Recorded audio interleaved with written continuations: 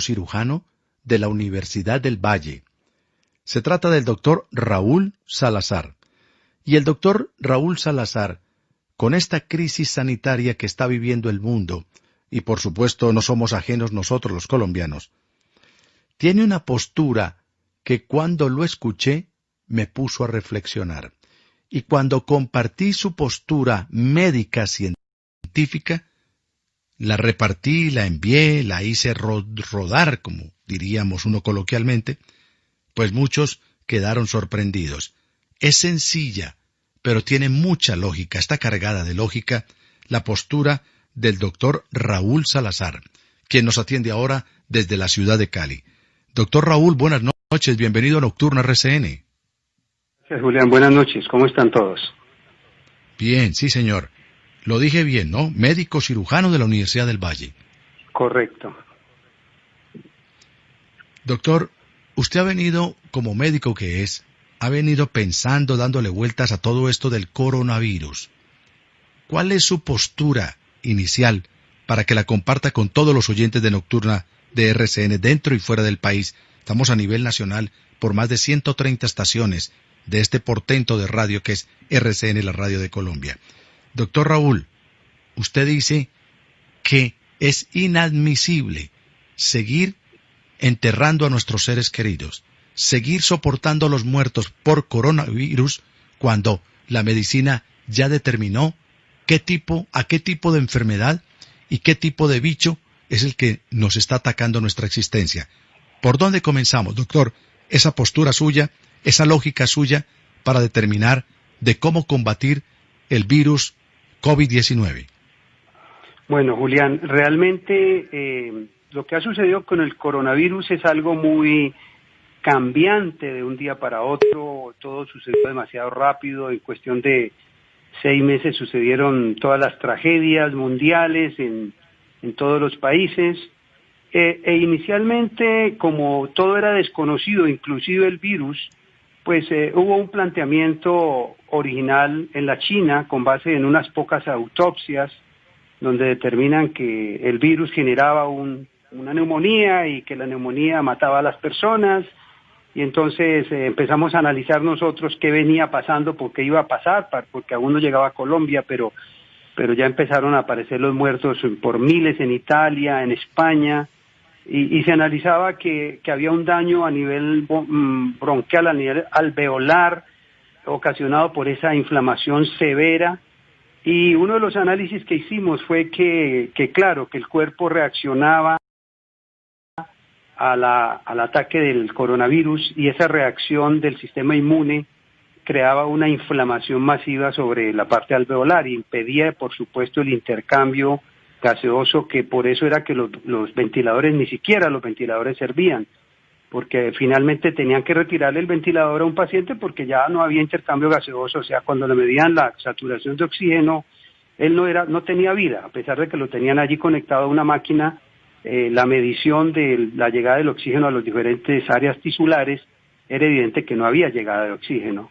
Entonces, inicialmente se miró y se pensó que era una neumonía. Entonces, todo el mundo se enfocó por ahí, que era una neumonía ocasionada por un proceso inflamatorio, como casi que una respuesta inevitable, y todo el que tenía coronavirus lo único que hacía era observar cómo evolucionaba hacia el deterioro.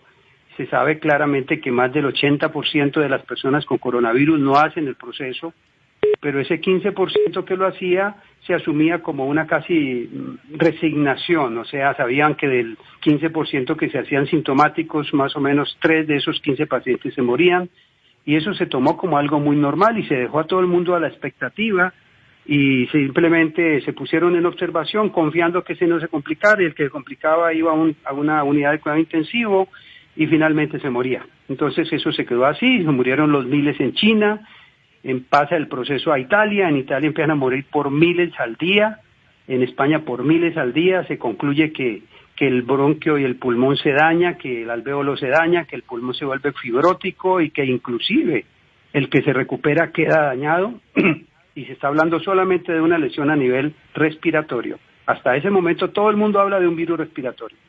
Sin embargo, en Italia se hacen las autopsias, se habla de 500 autopsias, no podemos saber el número exacto, pero en esas autopsias se confirma que además del proceso inflamatorio masivo, lo que llamamos tormenta de citoquinas, también se produce un tromboembolismo masivo, o sea, una formación de microcoágulos que son los que finalmente están dañando esa zona de intercambio gaseoso.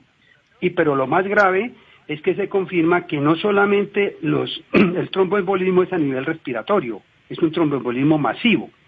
Y se va demostrando con el tiempo que el paciente ya no solamente tiene un daño a nivel respiratorio, sino en otros sistemas. Entonces se puede dañar el riñón, se puede dañar el corazón, e inclusive recientemente se sabe de un caso de un actor de Canadá que después del coronavirus le amputan una pierna porque había hecho un tromboembolismo masivo en otras áreas. Entonces, ¿qué es lo que nos pone a pensar eso? Pues que hay un momento en que el paciente crítico, porque ya sabemos que la mayoría no son críticos, la mayoría de la gente de coronavirus ni siquiera se da cuenta que lo tuvo.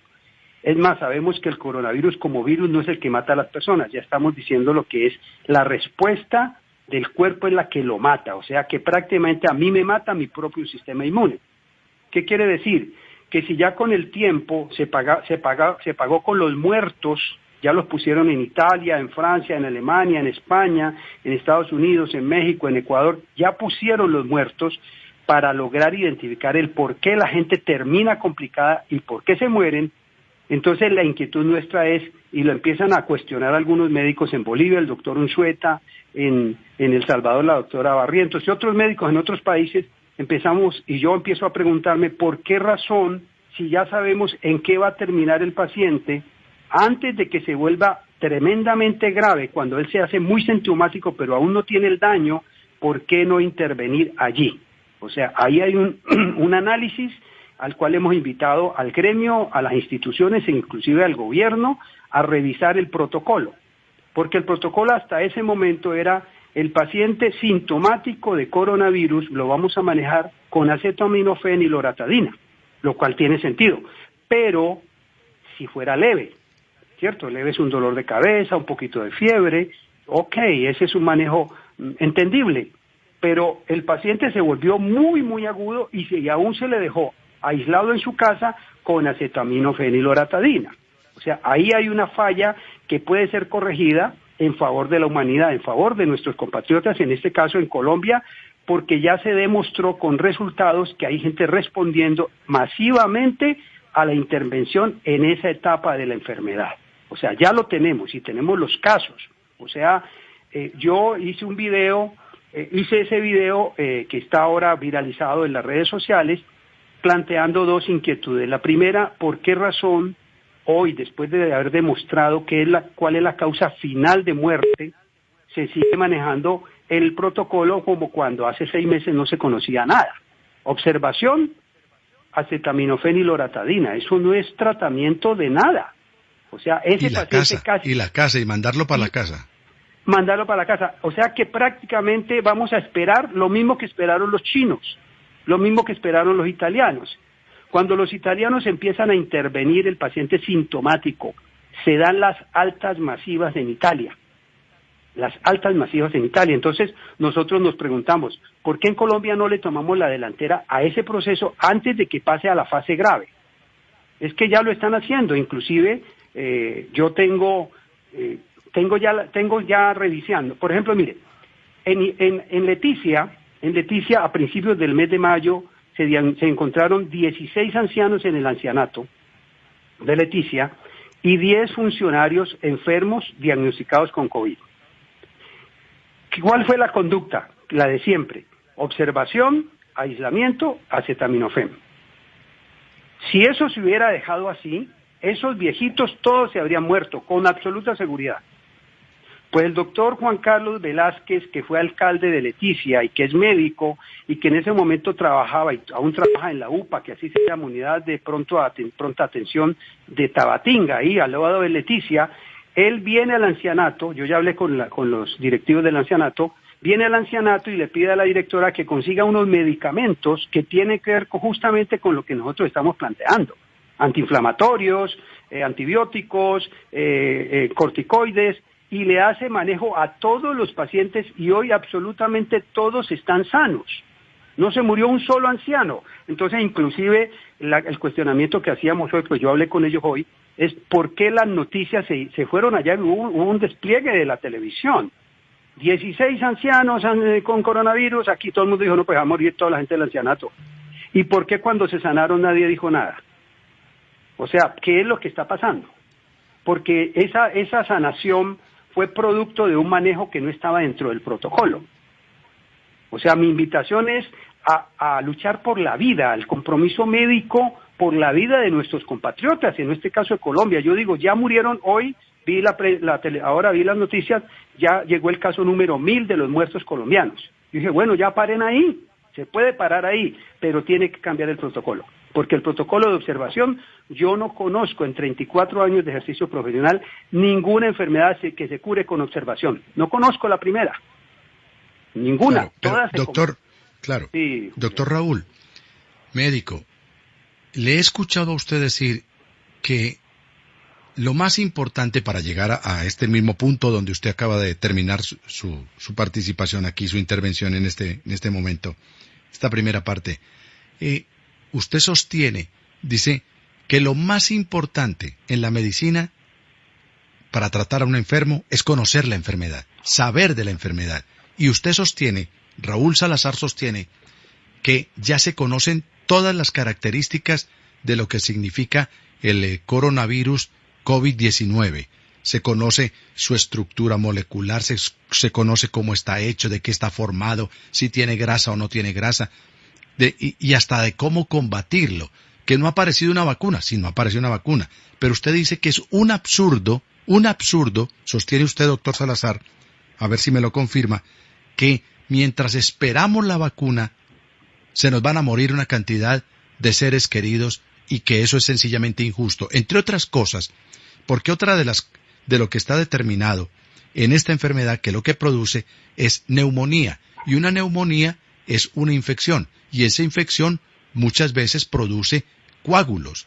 Entonces lo que hay que darle de manera lógica a ese paciente es un anticoagulante, que lo conocemos de manera popular como la aspirineta o la aspirina para combatir los infartos.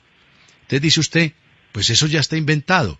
Entonces, ¿cree usted que un procedimiento tan sencillo como una aspirineta o varias aspirinetas para combatir esto, lo están ocultando porque van detrás de algo más grande que es la vacuna, de algo más grande que son procedimientos en unidades de cuidados intensivos? ¿Qué nos puede decir con respecto a eso? Bueno, yo pienso que hay un problema con el gremio médico y es la excesiva obediencia. Los médicos que hacen medicina privada generalmente no son tan obedientes porque tienen un compromiso más personal con el paciente y la familia del paciente.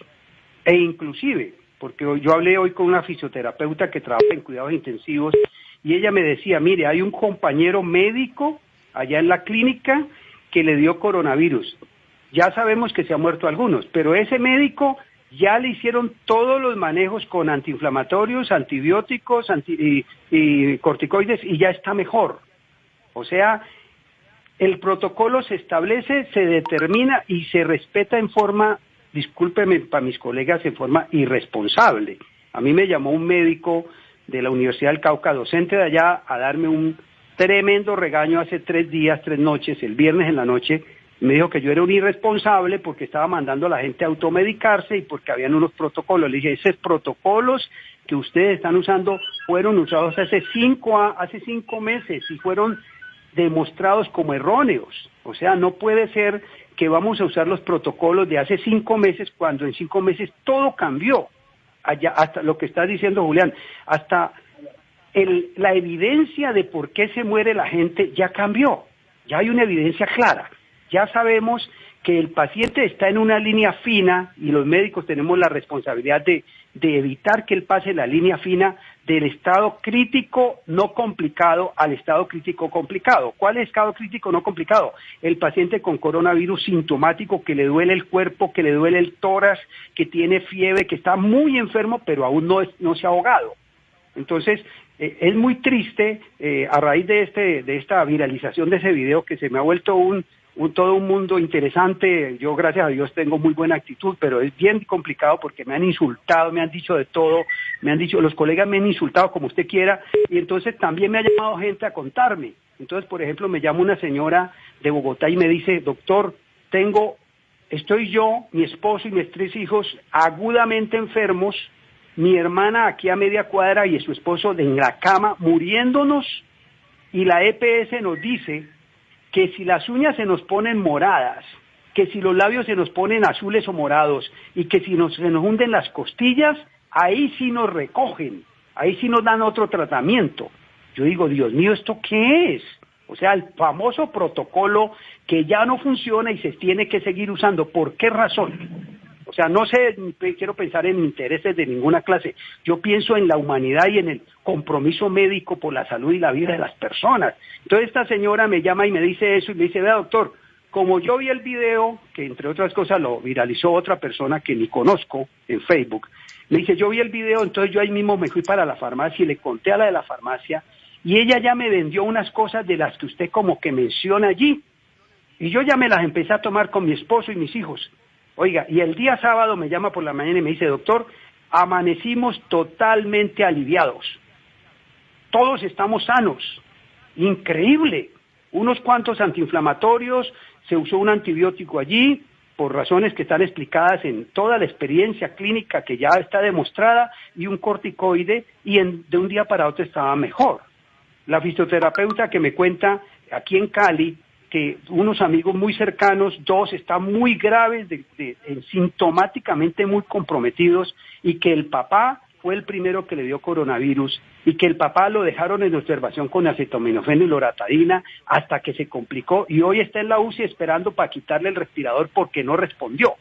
Entonces los 2 hijos esperando para morirse, o sea, familias enteras a morirse por un protocolo basado en la observación. Yo no entiendo eso qué es. Yo como médico todos los días Dios mío, ¿esto qué es? Un absurdo. Vamos a respetar un protocolo que no sirve, pues que lo cambien. Mire, esos 2 muchachos, la fisioterapeuta que trabaja en cuidados intensivos, me dijo: tienes toda la razón, mira, yo ya me fui para donde ellos porque los quiero mucho, son mis amigos, y ya les llevé lo que tú sugieres.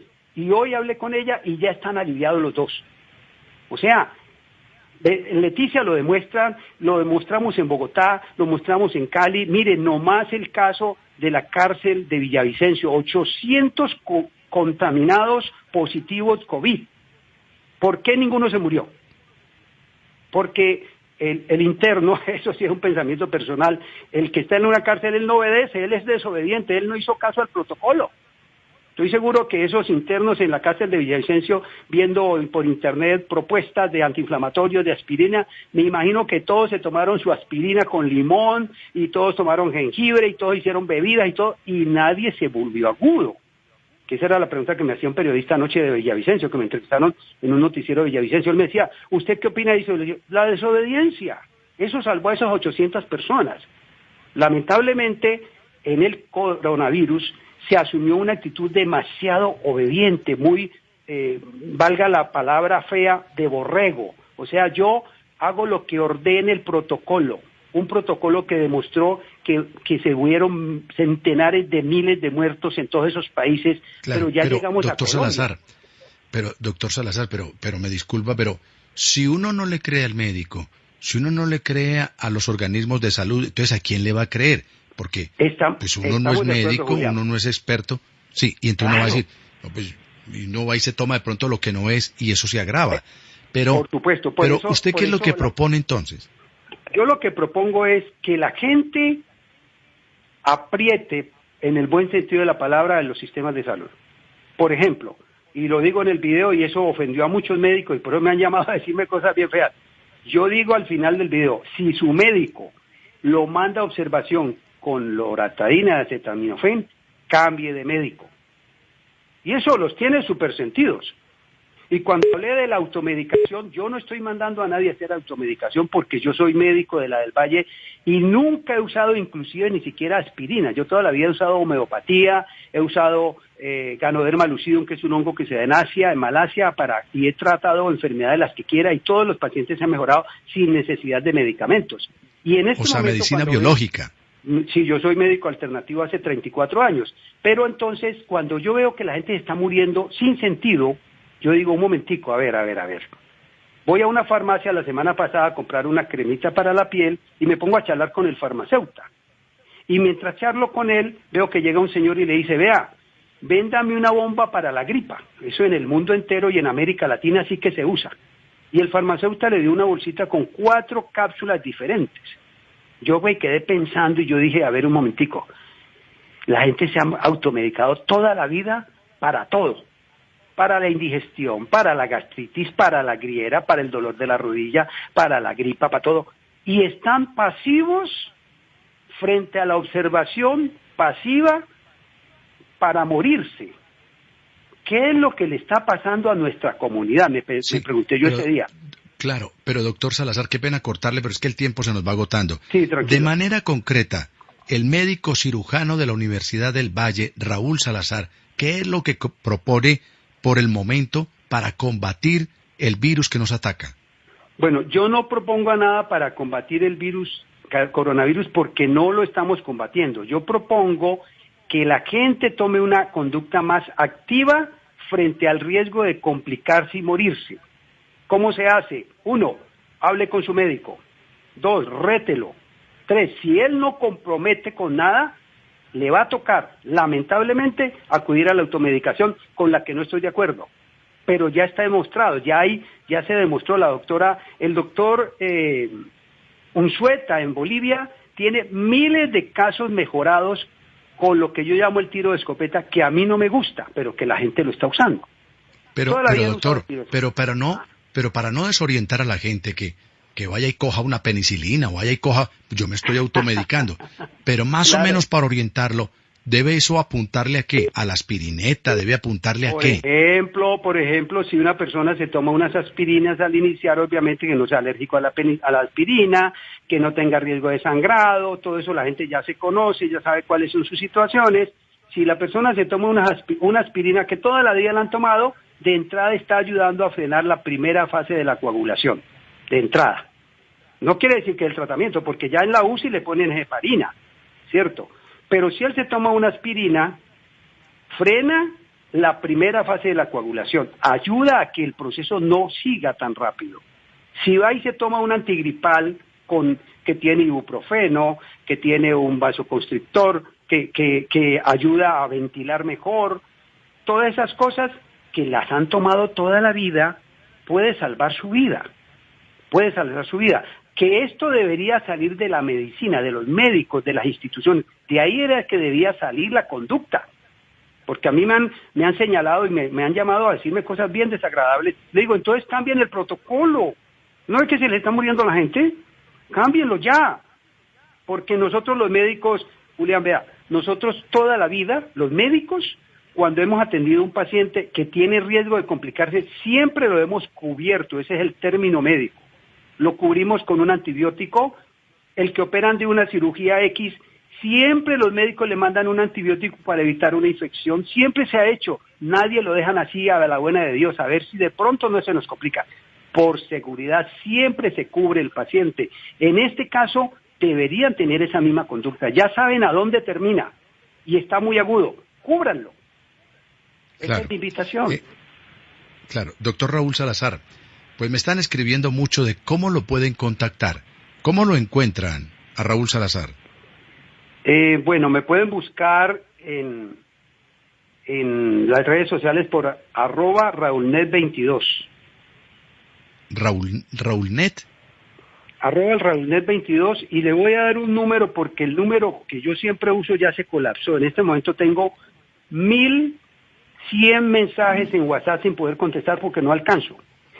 Entonces voy a darles otro número que tengo, por si acaso alguien quiere escribirme. Yo les voy a ir contestando a todos de a poquito, porque ya hay gente que me han llamado de otros países a decirme, aquí yo no puedo usar nada que no esté medicado, entonces me toca orientarlos. Entonces voy a decirle otro número, a ver si el que quiere escribírmelo, me imagino que me lo van a reventar también. 304-142-6327. Bueno, lo acabo de apuntar, doctor. Entonces, listo, Julián. El teléfono móvil celular en la ciudad de Cali, del médico cirujano de la Universidad del Valle, el doctor Raúl Salazar. ¿Usted Salazar qué, doctor? Restrepo. Raúl Salazar Restrepo. Es el siguiente. Sí me está 304. mirando mi mamá que es la Restrepo. Es que qué pena con ella. Claro, Restrepo. es que usted la estaba dejando por fuera. Usted la estaba dejando por fuera. Con ella. Sí, ya. Mamá, ya te incluimos. Sí. Pero claro. Y yo la estoy Entonces, cuidando, o sea, yo vengo aquí, me voy pidiéndole a Dios que no me le dé coronavirus, pero ya tengo Dios en la santo, mesa claro. listo todo. Yo ya tengo todo listo. la aspirineta y todo lo que usted dice. Todo. Ahí está listo en mi mesa. Bueno, porque acaso entonces eso no vale casi nada. vamos con el número telefónico del doctor Raúl Salazar Restrepo en la ciudad de Cali. 304 142 6327. Repito, 304 142 6327. 304 142 6327. Raúl Salazar Restrepo. Doctor Raúl, pues un abrazo, muchas gracias por dejar oír su voz, su concepto y su postura aquí en Nocturna de RCN. El doctor Salazar dice, hay que cambiar los protocolos, porque se nos está muriendo la gente, lo que quiere decir que no son efectivos.